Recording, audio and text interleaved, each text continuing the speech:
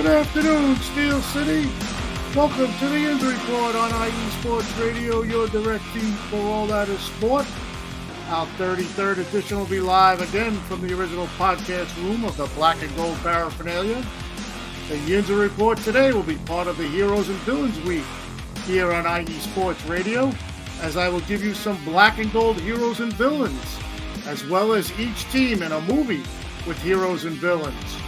Also, today I'm going to have a music cultural segment as I get into a concert I attended this past Friday, a 4-band rock band concert that honestly I just recovered from.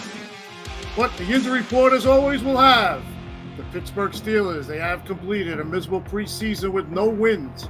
Mike Tomlin explains the good things from the last preseason game. But in the Steelers, this Steelers fans' opinion, Mike Tomlin is really disgusted with this year's training camp as well as the preseason. Hashtag, here we go. The Pittsburgh Pirates said that things can't get any worse. Come up with a game for the ages last night, just showing they have waved the white flag for the 2024 season. Get the plank ready for the off-season. There will be many walking it. I will have a segment on Pittsburgh sports farewells. The best ones I've seen in my time of being a fan for Pittsburgh sports. See if they compare to yours. They are sad, but let's have some fun with it. Well, Steel City, Pittsburgh, please come join me. 33rd episode, 12th live of the Yinzer Report on IE Sports Radio. Your direct feed for all that is sports. Let's go!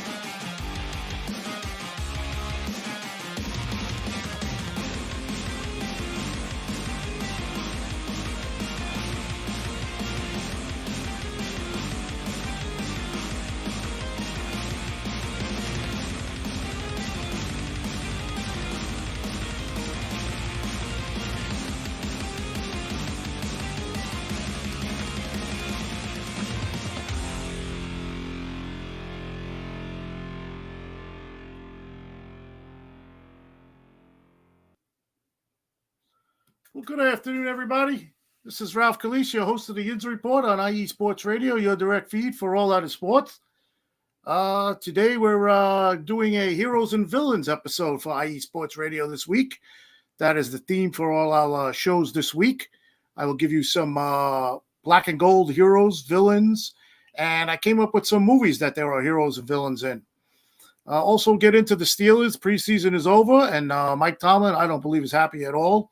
Even though the way he, has his press conferences, he doesn't sound like he is, but he is. I got a Pittsburgh Pirates debacle that happened last night, and this Pirate fan really can't wait for the season to be over. And I'm going to get into some Pittsburgh farewells that happened over the past couple of years or years back that were very important to Pittsburgh sports. And I'm going to get into a little music culture for the first time ever on the Yinzer Report. I was recently at a concert in Atlantic City. It was a rock concert for Bush and 3 other bands, and it was something to behold. And we'll get into some music and some concerts. But as always, we're going to start with our sponsors. Of course, IE Sports Radio. You can follow us on X, Instagram, Facebook, TikTok, and YouTube at IE Sports Radio. And our other sponsors, Seal the Deal Wax Seals with Cecilia B. and Planet Jerky Beef Jerky. The Planet Jerky, the official jerky of the 2022 league champion Lake Elsinore Storm, single A affiliate of the San Diego Padres. We'll get into those, and they're very important to us, the sponsors. And let's take a listen to them now. And we'll be back. This is the Yinzer Report on IE Sports Radio, your direct feed for all that is sport. Here is Planet Jerky for your first sponsor.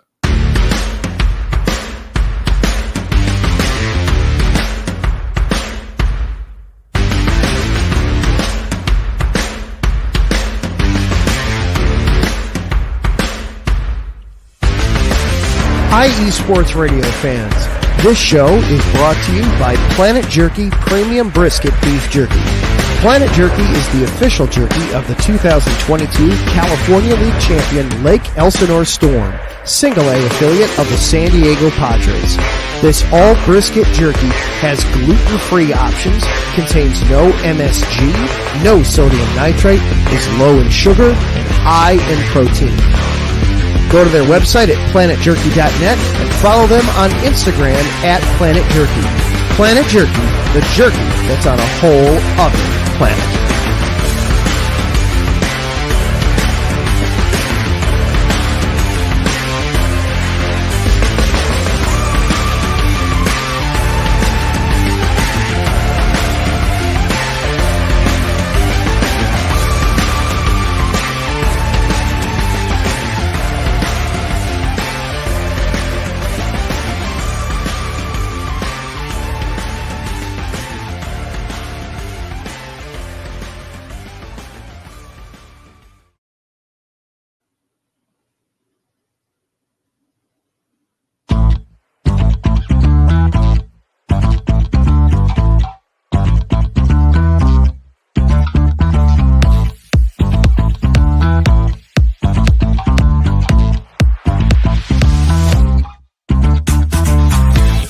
Hey there, IE Sports Radio fans. Be sure to check out our sponsor, Seal the Deal Wax Seals by Cecilia B. You just finished your very own wedding or baby shower invitations and you're looking for that extra special touch? Maybe you just wrote a letter to a relative or a friend and you want to add to their smile when they receive it. Then seal the deal with Cecilia's handmade sealing wax stamps for your invitations, letters, and gifts. You bring the deal, we'll bring the seal. You can find them on Instagram at sealthedeal_wax stamps and on Facebook, Seal the Deal Wax Seals.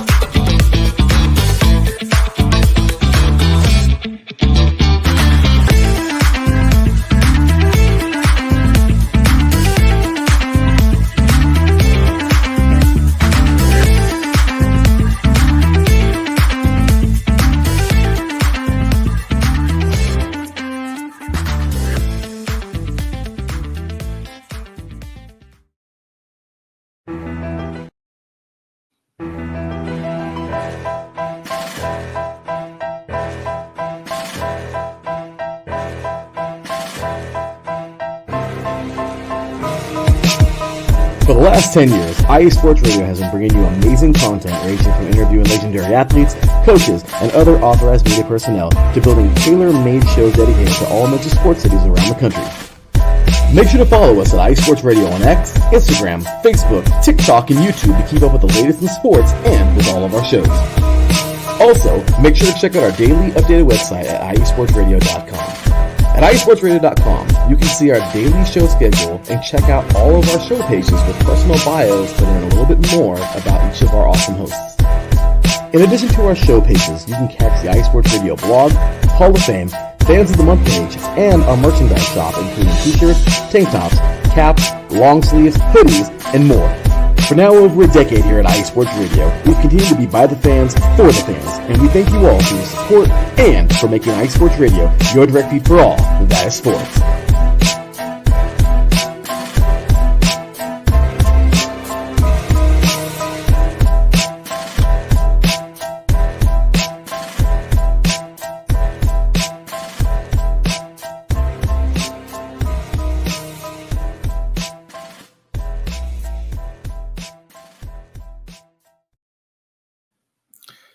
Okay, I was just grooving to the beat of that song. That's some song there. That's the IE Sports Radio drop. Great job done there by Larry B.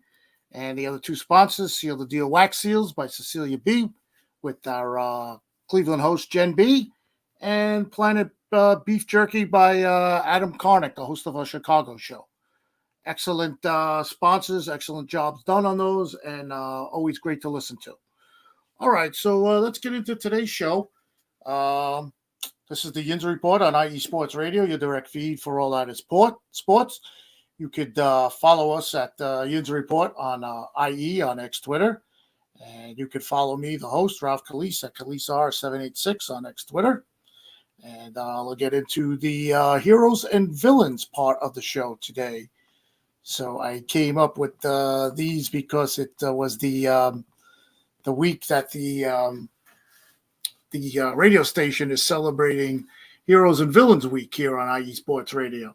So here's what I came up with for the black and gold. Heroes and villains. My hero for the black and gold would be Bumblebee from Transformers. I'm sure everybody knows who that is. They actually have a movie coming out, Transformers 1. So Bumblebee would be my hero. And the black and gold villain I came up with is named Yellow Jacket. That is from the Ant-Man Marvel Comics movie, Marvel Comics, Ant-Man and the Wasp. The villain in that was Yellow Jacket, where they took care of him in that movie. As far as those are my heroes and villains as far as black and gold. But I did come up with some movies that there are heroes and villains that actually describes the teams of Pittsburgh. So we'll go through the movie heroes and villains. Of course, Batman would have to be a good movie because the logo is black and gold or black and yellow. So Batman also, The Dark Knight Rises actually had the Steelers in that in that movie. If you remember, they were called the Gotham Rogues. And in the movie, you actually saw Omar Khan. I just found that out as I was looking at the tape on the thing. He now is the general manager of Steelers. He was actually in the movie. He had a little point in the movie.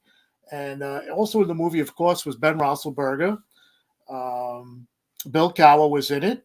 Hines Ward was in it, of course. He was the one running as the field was being destroyed by the villain in the movie, Bane. You had Willie Colon was in it as they scanned the Steelers as the national anthem was going. Aaron Smith, Brian Clark, Troy Polamalu, James Farrier, and Casey Hampton. So most of the team for the Steelers was in that movie.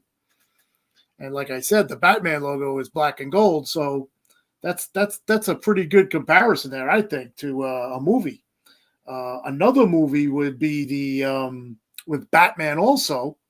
Is one of the villains in Batman or the Batmans or the old TV show Batman in the comic books is the Penguin.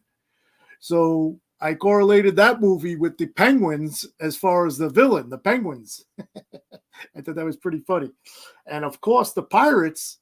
Hey, you got the Pirates of the Caribbean. So you have good pirates and bad pirates. So that's my heroes and villains for the show for today for the team. I correlated into some movies, and I had Bumblebee as the Transformer and Yellow Jacket as the bad villain.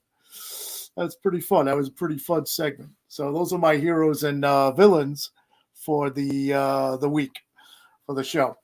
All right, so now let's get into the Steelers. The Steelers, of course, they finished their preseason going 0-3, and I don't really think there was much to get crazy about in the preseason. And of course, they played their last game in Detroit, which was kind of nostalgic because I think the last time they played in Detroit at Ford Fields, watching the game at Ford Field, like I said, it made me feel nostalgic because 20 years ago is when the Steelers won Super Bowl 40 on that field versus the Seahawks. And as everyone knows by listening to the Yinzer Report, that was one of my favorite teams. That is my favorite team of all time while I was watching the Steelers. But, like I said, preseason, I don't really gauge anything. I just watch the preseason and see what players are playing and what players are probably going to make the team. I go by what is said in the press conferences of Mike Tomlin, and I'll read the quotes from Mike Tomlin in the press conference.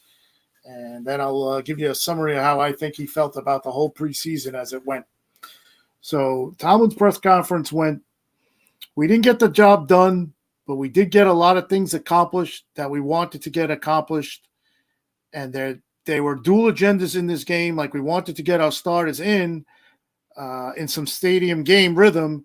And it was kind of reflected on some things that we've seen in practice. So we were able to do that. And as soon as we got comfortable with some of those things, we moved to provide an opportunity for those trying to find the final seats on the bus. The space they had, obviously, they didn't make enough to secure victory, because when he pulled all the starters, it was 14-0. And then after the last drive in the second quarter that Justin Fields played, he was taken out in the second quarter. The Lions were just moving the ball at will on the guys, as Tomlin says, trying to make the bus. And they got outscored 24-3. And they wound up losing 24-17 after they were winning the game 14-0 after 2 drives.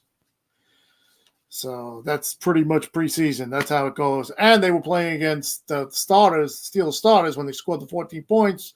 They were playing against, of course, Detroit's second-string team players. So Detroit is a viable candidate for the championship this year. They got a really good team. So Tomlin went on to say he liked both quarterbacks' plays and decisions. He went on to say, we'll make a decision at the end of our upcoming work week. We have 3 days of Steelers versus Steelers. Decisions will be made then. If now, it minimizes the Steelers versus Steelers work during the week. When we start making decisions prior to the competition, then there is ample time for us to prepare for Atlanta and whatever decisions or announcements regarding division of labor or pecking orders and so forth. So we'll all do that at the end of the work week. As you know, all the teams have to get down to 53 and have their practice players set up and everything. But what I wanted to say was, at the beginning, like I said, Mike Tomlin, I don't really believe is in his own words, the way he speaks and the way the camp and the preseason went, I think he's disgusted. He had the problem with the quarterback right off the bat. Russell Wilson got hurt, and Justin Fields was taking all the snaps. I don't believe he was going to see that. He wasn't going to see that. I don't believe, not that he wanted to see that, but I didn't believe he didn't think that was going to happen. I believe he is going to go with Russell Wilson as the starter, as we all know. And just the fact on Russell Wilson and Justin Fields, there was a great piece on X Twitter about Russell Fields and Justin Fields. If you get a chance, go on X Twitter and look up RG3 and the Rich Eisen show. And he had a great spiel. RG3 had a great spiel on why Russell Wilson should be the starting quarterback, which he probably is going to be. And what he said in it was that you got to let Russell Wilson start, because Russell Wilson is going to go one or two ways. He's either going to go out there and he's going to give you maybe 2 or 3 good games, and then you always have the chance of pulling him, because you saw what Justin Fields did and you see what he can do. And then you put Justin Fields in, and maybe he jumpstarts the Steelers and they get into a playoff spot or whatever, and they make the playoffs. But if Russell Wilson takes the ball and runs with it, then you have Justin Fields learning behind Russell Wilson for the year, because, Russell Wilson is just signed for this year. If you go ahead and you start Justin Fields, what if Justin Fields has let's say a 2-3 start or a 1-3 start or something like that, and you pull him for Russell Wilson, and then Russell Wilson comes in, and you don't know what you're going to get, because he didn't start the season now. He had no preseason. He had that. You don't know what's going to happen, and you could possibly ruin Justin Fields forever if he doesn't, come in and give you what you think he's capable of giving him. So Russell Wilson is the right choice to start. And I just feel that Mike Tomlin was just totally disgusted with the whole situation through the camp, because he wanted Russell Wilson to take the ball. I'm sure that they're gonna draw up plays in the playbook for Justin Fields, and he'll be coming in and out of the game. He's not just going to be a bench guy for the whole year. And like I said, if Russell Wilson falters, I could see a quick hook coming out, and then Justin Fields will take over, and that'll be the end of Russell Wilson. But getting back to Tomlin, you could see he's just been disgusted in all those press conferences. I mean, he puts the good face on. He's been doing that for years. We all know Mike Tomlin. I won I for one, as you all know, love Mike Tomlin, and I think he'll get the Steelers through this, and he'll get them ready for the season. He's got 2 weeks to prepare, and like I said, he's just been disgusted in all his press conferences by the things he's saying. Earlier in the preseason, he was calling the team JV. It was like when the preseason games, it was JV football. We got guys playing for spots on a bus. I mean, you could just see how he talks and his mannerisms and the way he answers the media out there in Pittsburgh. You could just tell he was disgusted. But I know he's going to put his right foot forward and he's going to get them ready. And week 1 is rapidly approaching. And I have a feeling they're going to go into Atlanta and they will be ready. So we'll see what happens, with that. And, hey, football season is here. Preseason is done. Steelers will get ready. Like I said, Mike Tomlin will have them prepared. They still got to make some cuts. I believe before I came on, there were two wide receivers cut. So I don't know what they're going to do with the wide receiver thing. Now they're down 2 wide receivers that both were possibly looked at to make the roster. So I don't know if something's in the work for a wide receiver. Who the hell knows what's going on with Brandon Ayuk? I don't know. I'm going to get him, hopefully. I don't know. And there's a lot of guys that will be cut and everything, and we'll see maybe they'll pick up somebody in free agency when they're cut off the waiver wire. All right, so that's it for the Steelers. Let's get into this Pirate debacle that happened last night. And I don't know. I'm just like sick of baseball right now for the Pirates. I've been done with Derek Shelton for a while, as you know, listening to the show. And I was going to go through a spiel on the Pirates about, they were playing well. They had won 3 of their last 4 over the weekend versus the Reds. The Cubs came in last night. But let me just go through this. The Hall of Fame weekend for the Pirates was this weekend, and they welcomed to the Hall of Fame Jim Leyland, Manny Sanguillen, and Barry Bonds.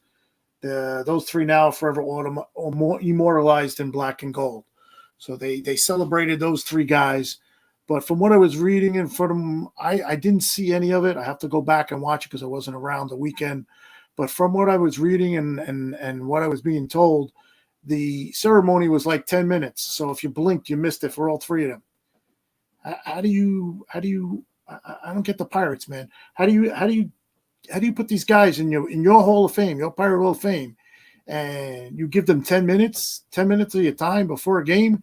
You had it before the game, plenty of time before the game. So, but they're in. They got their Pirate jackets. They're in the Pirate Hall of Fame, and congrats to those 3. They deserve it. One funny thing about it was just funny how they had Barry Bonds and Jim Leyland together. I'm sure you Pirate fans know about that time in preseason when they went at it. Jim Leyland was not happy with Barry Bonds. He was like hot dogging it, and he got on him. So they took 3 or 4 from the Reds. Paul Skeens started that off, and I don't know. I don't even want to talk about it because I'm disgusted. They had a great weekend, and then what happened last night was that was the end for me. Wave the white flag. The season's over. So what happened last night is the Cubs came in for the first game of the series, and the score was 18-8. The Pirates got blown out, 18-8, and this after it was announced that the big 3, remember the Pirates' big 3, the Buccos' big 3 that I was preaching all year, Mitch Keller, Jared Jones, and Paul Skeens, our Buccos' big 3, as deemed here on the Yinzer report. They were all pitching this week. Keller last night, Jared Jones is pitching tonight, and Paul Skeens is going Wednesday. But what happened last night, I don't know, the mojo was gone for me. Like I said, they lost 18-8. And here's the stats. They scored 18 runs. And Mitch Keller started the game. He pitched 4 innings. He gave up like 4 runs, and they took him out because he already had like 90 pitches after 4 innings. And then it just was a debacle after that. The 18-8, the Cubs had 21 hits and 8 stolen bases. How do you allow 8 stolen bases in a game? And it was such a thing that had happened it was the most in 100 years of Chicago baseball. Think about it. 100 years ago, they stole 8 bases in a game. That's like, how do you not throw any? I don't know. I honestly, I don't know. And our manager, Derek Shelton, like I said at the beginning, get that plank ready because they're going to be walking that plank. His comments were, there wasn't a lot that went right. I'm not going to highlight the stolen bases as being the issue. This is what he says after the game. You're not going to highlight the stolen bases being, you just had 8 bags swiped on you in a game. I mean, I didn't even look it up to see if it was anywhere close to a record, but come on. Jesus. You got blown out at home, 18-8. Your pitching was terrible. And the best was, I forgot to mention, he swapped around O'Neal Cruz. He swapped him out at shortstop, and he started him in center field. Here's a guy who's got 23 errors, the most errors in the MLB, and you swap him out and start saying, let's now in September, let's throw him out in center field. Yeah, put me in, coach. Put me in center field. Oh, my God. And from what I heard from that, upper management wasn't happy that he made the move, like I said, in September to do it, and you put him out in center field. So now you got O'Neal Cruz, one of your young stars, now is playing center field because he wanted to start a guy who came off the injured list at second, and IKF, who they traded for, kind of Finella, play short. So you throw O'Neal Cruz in center field. Let's see how he does out there. You know what? I'm only a podcaster. My opinion don't count. I mean, I'm just out there, I'm just out there blowing steam off about the Pirates. And, I mean, if you guys value my opinion, I appreciate it very much. But, guys, I'm done with the Pirates. I really am. They ruined the season for Paul Skeens. They just ruined it. And the poor guy, he pitched his heart out the other day. He got the win. 6 innings, 2 hits, no runs. The crowd was insane. They love him. And what else can you say? Pirate baseball. They're 62 with 69, and they're last place in the NL Central. They're going to be in last place till the end of the year. And I don't know. Maybe they can have a surge at the end of the year like they do every year and try to give us Pirate fans hope that they'll, come back with a good season next year. So, all right, let's take a break. When I get back, I'm going to do a quick segment on Steeler farewells, and then we're going to get into some music and culture for the first time ever on the Yinzer Report. So this is the Yinzer Report on IE Sports Radio, your direct feed for all that is sports. We will be back right after these messages. What's up, sports fans? You're listening to IE Sports Radio, your direct feed for all that is sports. I'm your favorite West Coast Wisconsinite, Bernie Bango, and if you're a cheesehead, come listen to my show, Big Cheese Sports, where we road trip around America's Dairyland, previewing, reviewing, predicting, debating, and digging into all that is Wisconsin sports at the college and pro levels. Join me on IE Sports Radio, Sundays at 1 p.m. Central Standard. Bernie out.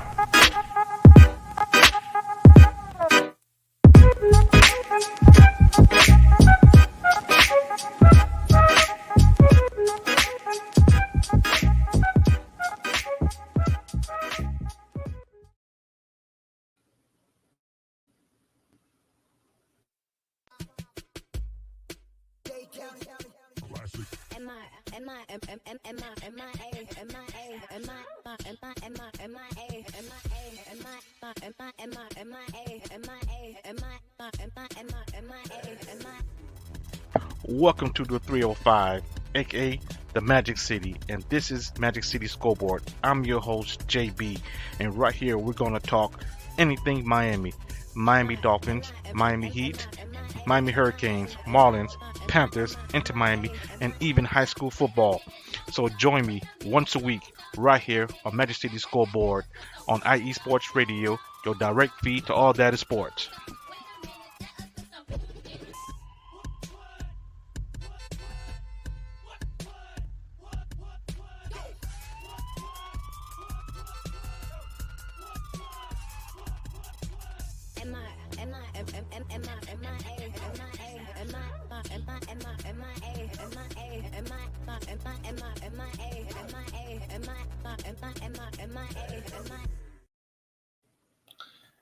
Okay, welcome back. This is the Yinzer Report on IE Sports Radio with your host here, Ralph Calise. All right, I want to get into a little Pittsburgh sports farewells. These are noted Pittsburgh athletes that had pretty sad goodbyes once they left Pittsburgh, or happened to pass away, and other stars that are still alive that had to say farewell to their Pittsburgh uniforms and sports. So I'll get into it. The guys that I listed for the Pittsburgh sports farewells, maybe you have your own. If you want, you could text me. You could send it to me at the Yinzer Report _ IE at on X Twitter, or my X Twitter handle at KaliseR786. If you want to chime in and send me yours, or any other team of yours that you root for that maybe you could think about. So here are my Pittsburgh sports farewells. Goodbye to Roberto Clemente. Goodbye to Willie Stargell. Goodbye to Mario Lemieux. Goodbye to Jerome Bettis. Goodbye, of course, to Ben Roethlisberger. And goodbye to Heinz Ward. Those are the ones I came up with that really meant a lot to me. And once they were done, the farewells. Once they're done now, the guys that are actually now playing, I'm sure there'll be said farewells for Sidney Crosby, Evgeny Malkin, Andrew McCutcheon, and definitely Cam Hayward in football. But we'll start off with Roberto Clemente. He made his MLB debut April 17th for the Pirates. His last MLB appearance was October 3rd, 1972. He's a Hall of Famer, of course, and his whole career was with the Pirates. And, of course, he perished on 12/31/1972, December 31st, 1972, when he was heading to his homeland to help out. And he died in that terrible plane crash, which was a total sin. Not only was he a great sports star, he was a gentleman. He was just a great man, Roberto Clemente. I caught him at the end of his career, but I've done a lot of research on him. And, I definitely think Roberto Clemente is definitely a sad Pittsburgh sports farewell.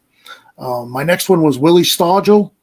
Willie Stargell was the We Are Family Pirates champion. He was the captain of that team. And his nickname was Pops, of course. And his MLB was September 16, 1962. And his last MLB was October 3rd, 1982. He's also a Hall of Famer.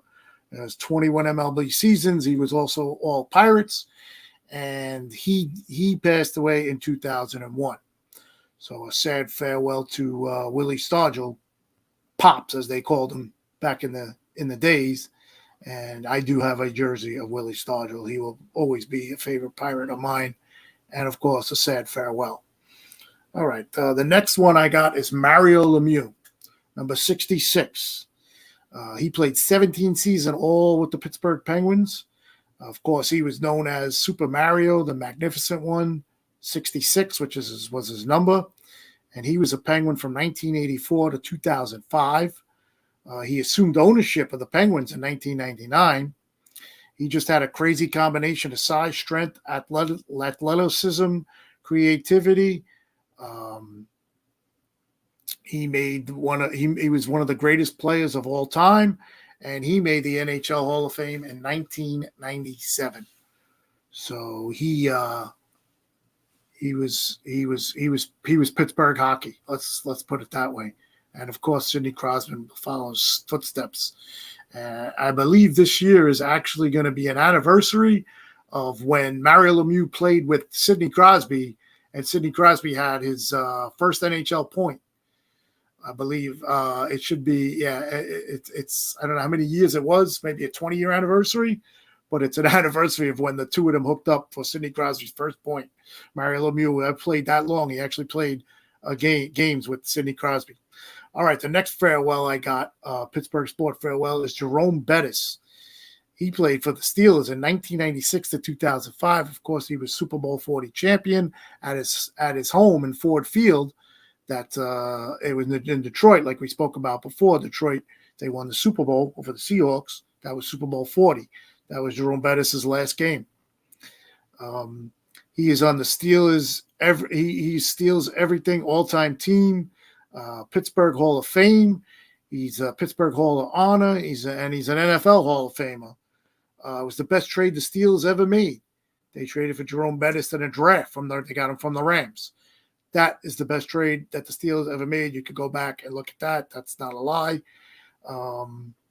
Jerome Bettis, if you remember, his sad farewell in my mind that I remember is his last year. I think when they got back to Pittsburgh after they won the Super Bowl. There's a picture out there. You could probably go find it. It's of Jerome Bettis in the middle, and Ben Roethlisberger and Heinz Ward on each side of him, and they have their arms around his waist, or they're holding his arms, and they're walking up the steps of the Pittsburgh locker room, or out the door of Pittsburgh Stadium there, the sports complex. It's a photo. You'll if you see it, you'll know what I'm talking about.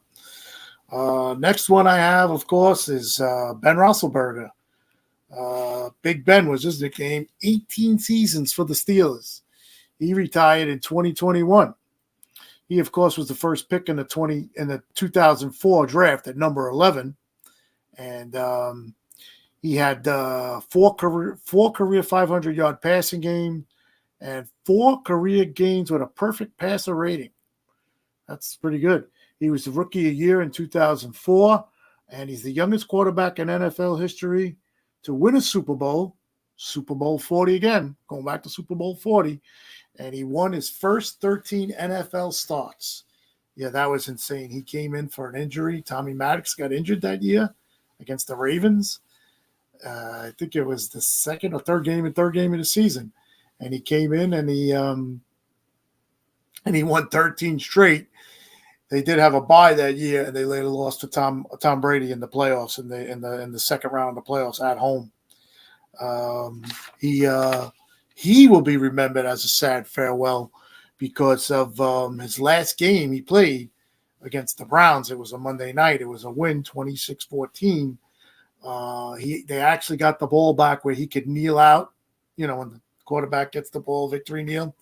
So he was able to do that, and he took a victory lap. I can still see it now. He took a victory lap around at the time, it was called Heinz Field. So he took a victory lap around Heinz Field in his last game. And the memory that sticks in my mind with Ben Roethlisberger, that same spot where he was walking out with Jerome Bettis and Heinz Ward, he was sitting on the steps with his family, his wife and his 2 kids at the time, and they were sitting on the steps, I guess, going up into the locker room. And he just was emotionally distraught. You can see he had his hands like this, and it was a sad scene. It was a sad scene. That was on January 4th, 2022. It was Monday Night Football. And the final Pittsburgh sports farewell has got to be, of course, one of my favorite players, Heinz Ward. All you have to do is just go out there on social media and put in Heinz Ward's retirement speech. And I cried. I'll admit it. I cried. I'm choking up now. It was just a great. He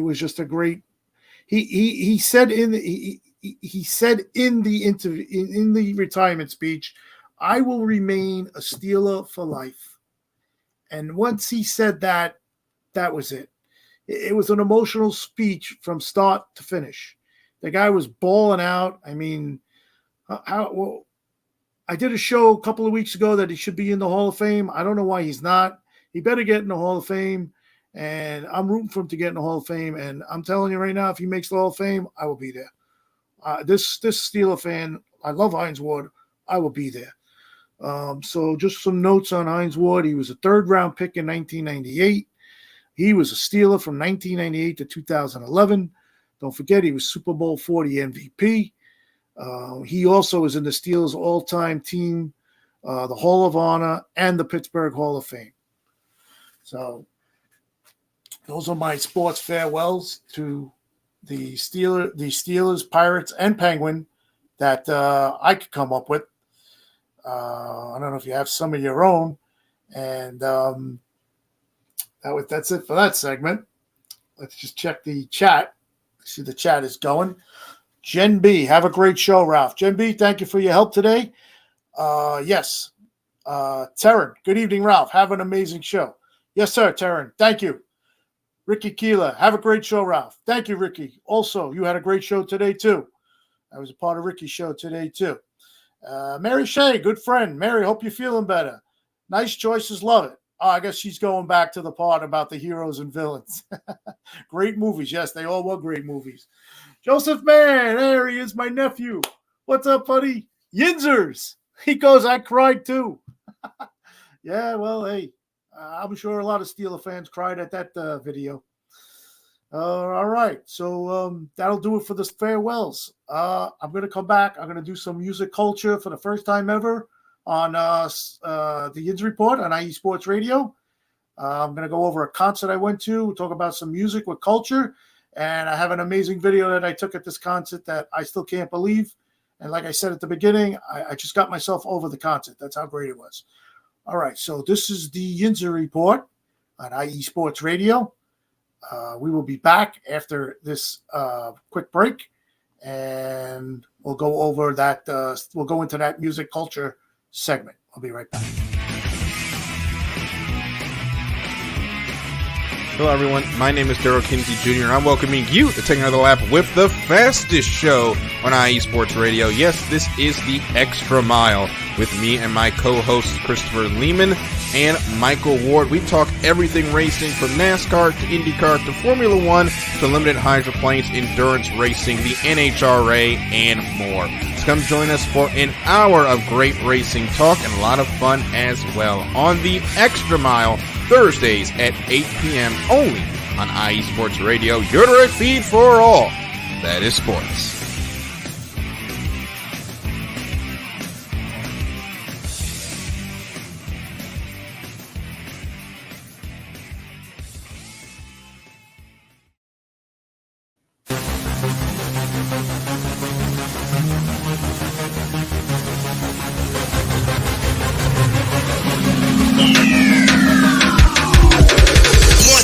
Everybody, this is Darren Rodriguez. Are you a fan of volleyball? Are you a fan of Thunderous Spikes? Then I have the show for you.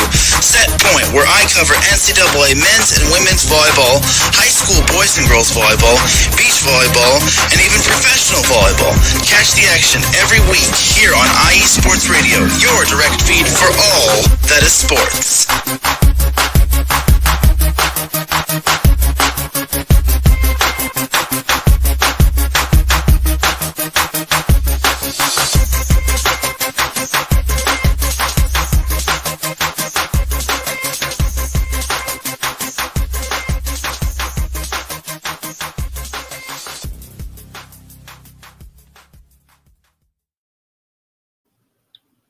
All right, welcome back.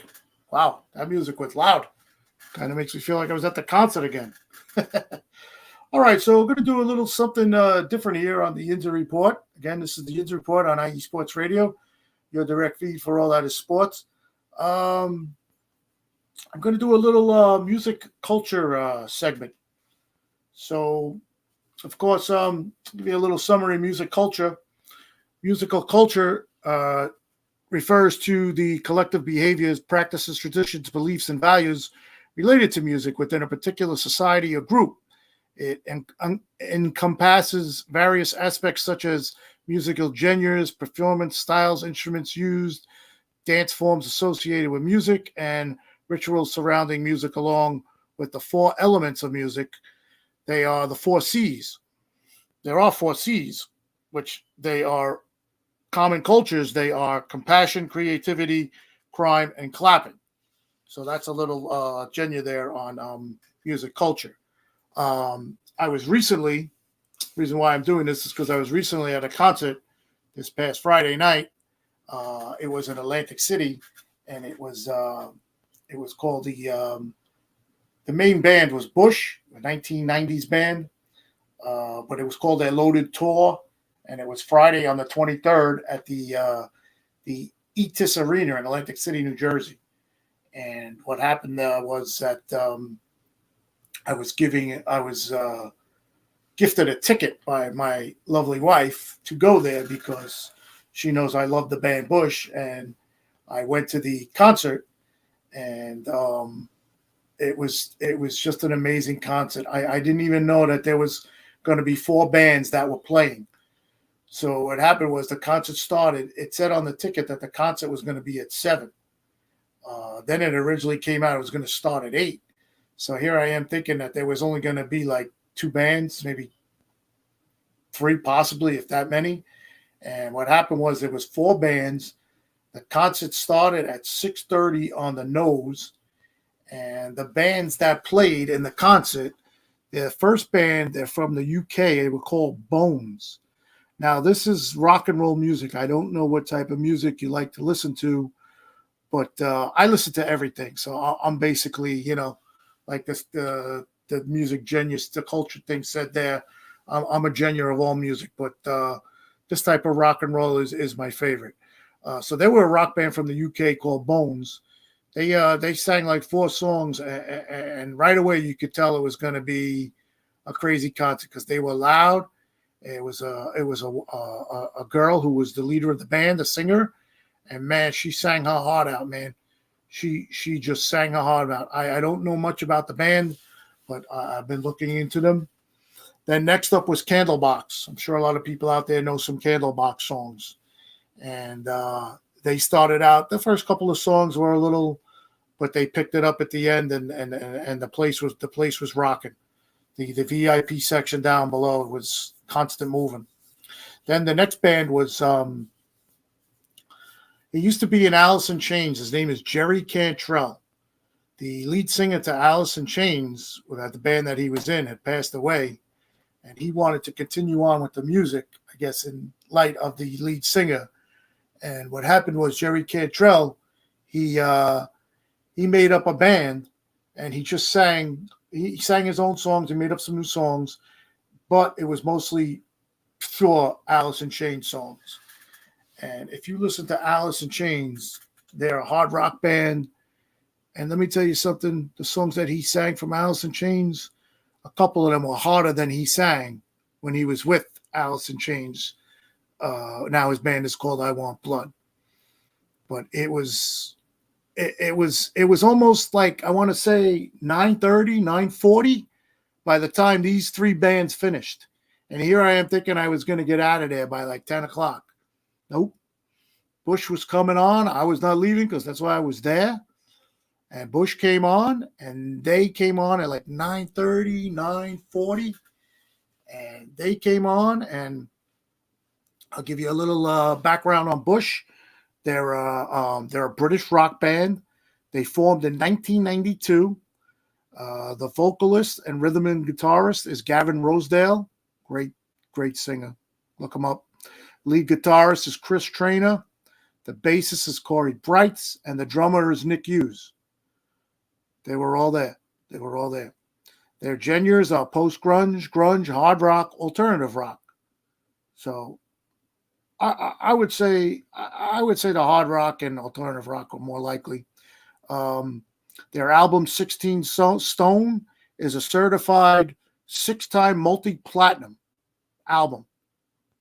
The band was one of the most commercially successful rock bands of the 1990s, selling over 10 million records in the U.S. and 20 million worldwide.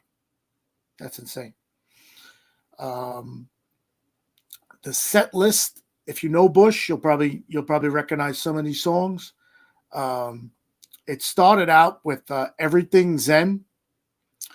There's a part in the song where, hey, Los Angeles, can I fly to go find my Blank Hole Brother, something like that. That's how that song goes. Then they did Machine Head. Then they did Bullet Holes. Then he did a great rendition of The Chemicals Between Us. Oh, that was great. That place was going nuts. And then one of my favorite songs of Bush, Greedy Fly. I have a video of myself singing along to it. Quicksand was next. All the Things That Must Change. The Sound of Winter. He did a song called Swallowed. This song he did as a solo. He did he just sang the song himself. No music, no musical instruments, and he sang the song by himself. Then he did Heavens in the Ocean. Then he did Flowers on a Grave. This is where I'm going to show you the video. I have to get it up on my phone, see if I could play it somehow on the screen here for you to see. What he did in this song is, and I didn't really notice it till he was I saw people standing up and cheering. He came through the crowd and sang the song in the crowd. He walked around the whole arena, and he just sang the song in the crowd. It was insane. I have a video where you'll see me in the video trying to videotape him. Somebody taped me trying to tape him, but it's just great. It's the first time I've ever came into a concert and seen something like that or experienced something like that. Then he did Little Things, More Than the Machines, Come Together. He did a Beatles cover, Come Together. That was pretty good. Then he did another solo for Glycerin. And if you see my pictures on social media, on Instagram and all that, there was a drink out there that was named for the concert. That was for social media, for the concert was called Glycerin. And then the final song, he rocked the place. The place was going nuts. It's called Come Down. It's one of their good songs, great songs, rather. They actually, I think, won a Grammy for that song. So let me get the video up here for you and see if all right, so here's the video. That's Gavin Rosedale. There he is singing through the crowd. Shortly you will see me. That's me, the back of my head with the black shirt trying to videotape him.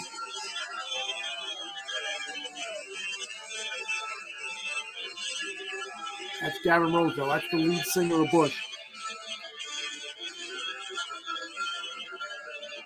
And now here he is. I'm trying to take a selfie with him as he was coming down. And there he goes. He just walked through the whole crowd. He sang the whole song. It was just an amazing moment to have the guy of one of my favorite bands walk by me like that. And now I have it on videotape. A moment for life. Another moment for the Yinzer Report. It was great. I loved it.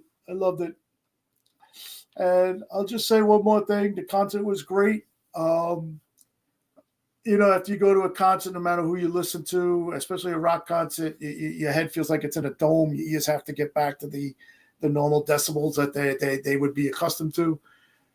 Guys, it took me till Monday afternoon to feel back to normal. It was insane. And concerts are unbelievable. I've been to all different kinds, but a rock concert like that was almost 5 hours of rock music. It was just totally insane, and I felt it through my body. Like it said there with the 4 C's: compassion, creativity, crime, and clapping. There was all of that times two. And I will mention one more thing before I end the show, that I do have a friend. He's actually the brother of my friend Greg, who I go to camp with. His name is Vinny Lapani. And he always told me, and he always compared concerts to, he didn't compare it to it, but he would always say the concerts are the best thing to go to at a live venue because it's not a sporting event and nobody wins, nobody loses. And you will not walk out of there feeling disappointed, especially if there was like a loss to your team if you went to a game. What he's trying to say is you can't leave a concert feeling down. It's a win-win situation, and this is exactly how I felt after this Bush concert. So that was Friday. That was Friday night. It was a great. I didn't want to leave. I was sitting there. I sat there an extra 15 minutes after the concert was over just to get my bearings straight. So that's it for the Bush concert. That's it for the music cultural segment. I hope everybody enjoyed it. Please, if you want, comment on the video if you saw the video. That's basically it. Just one more thing I want to mention for Pittsburgh sports this weekend. College football kicks in, and there are 2 amazing games for Pittsburgh, and that is they're both at 12 o'clock, which is going to be hard to go back and forth to watch. The Pitt Panthers are playing their first game at home this year, and that's at 12 p.m. They're playing Kent State, and then Penn State, the number 8 team in the nation, ranked number 8, is playing at West Virginia, also at 12 p.m. 2 great games, especially that second game. I wouldn't want to miss any of that. I wouldn't want to miss any of that. So, but I will definitely be going back and forth, and I'll report on both those games next week. So the time is ending here. That's the end of the show.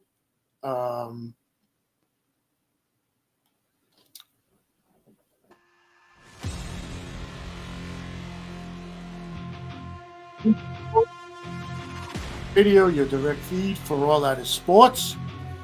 Don't forget, you can contact me if you'd like at the Yinzer Report _IE on X Twitter. And my X Twitter tag name is at KaliseR786. Thanks again to our sponsors, Planet Beef Jerky, Seal the Deal Wax Seals, IE Sports Radio, of course. Can't forget about the radio station. All right, guys. That's all I got for today. Hopefully you guys have a good night. Hopefully you enjoyed the show. We'll be back next week with another show. Getting close to the football season, so we're going to be generating a lot of football talk coming up.